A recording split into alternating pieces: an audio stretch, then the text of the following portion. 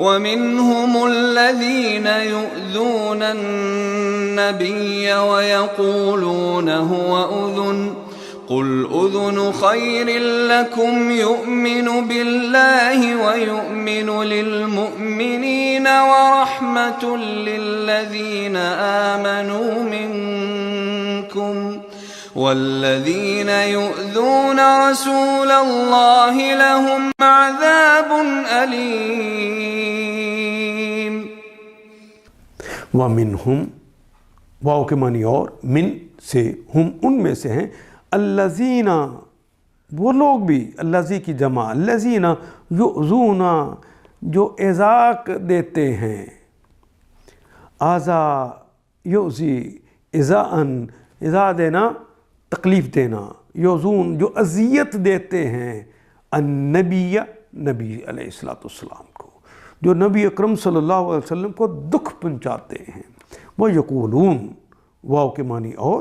یقولون وہ کہتے ہیں یا کہیں گے، ہوا اذن، اذن کہتے ہیں کان کو، اذن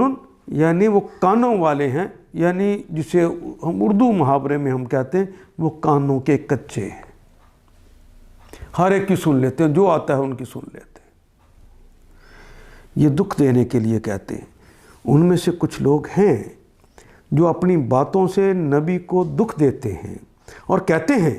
یہ شخص کانوں کا کچا ہے۔ قل، نبی محترم یہ جو اعتراضات کر رہے ہیں نا، انہیں کہیے اذن خیر، یہ ایسا ہونا کہ ہر ایک کی سن لینا، یہ خیر تمہارے بہتر ہے، لکم تمہارے لیے، یومنو وہ ایمان لاتا ہے، باللہ اللہ پر، یعنی وہ نبی تو ایمان لاتا ہے اللہ پر بھی، وہ یومنو اور وہ اعتماد کرتا ہے للمومنین، اور مومنین پر بھی، دو لام آگے کے لیے، مومن کی جمع ہے مومنین، اور مومنین پر بھی اعتماد کرتا ہے، وَرَحْمَةٌ وہ اور رحمتن اور سراسر وہ رحمت ہے، للذین ان لوگوں کے لیے، دو لام آگے کے لیے، الذین وہ ان تمام اشخاص کے لیے، آمنوا جو ایمان لائے، منکم تم میں سے جو لوگ ایمان لائے ہیں ان کے لیے تو وہ سراسر رحمت ہے، والذین